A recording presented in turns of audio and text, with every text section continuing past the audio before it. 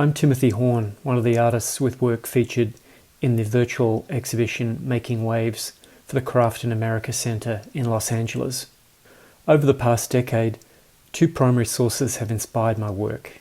These are 19th century studies of environmentally sensitive organisms such as lichen and coral, found in zoologist Ernst Haeckel's book Art Forms in Nature, and 17th century French jewellery patterns by Gilles Legarrey, who was court jeweller to Louis XIV. Creating an aesthetic conversation between these two very different artists enabled me to explore the tension between the organic and artificial, the minuscule and monumental, and the masculine and feminine. In 2018, I had the opportunity to make a work specifically for the Adelaide Biennial.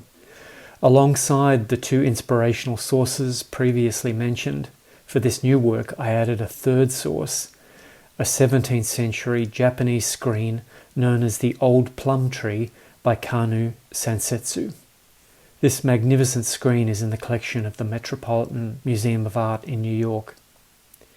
It depicts an ancient gnarled tree snaking its way across a field of gold leaf. I encountered this work around the time of the earthquake in Japan in 2011, which caused the devastating tsunami and subsequent meltdown of the Fukushima nuclear power plant. The distortion of the old plum tree felt like a timely metaphor for the effects that radiation has on organic life, particularly when it was revealed that the stricken power plant was leaking radioactive water into the ocean. To create this work, I drafted a pattern based on the old plum tree and transformed the branches into coral. I then cut up the pattern and reassembled it into a symmetrical form, following the silhouette of a French 17th century earring pattern, and used the pattern to model the forms three-dimensionally in plasticine.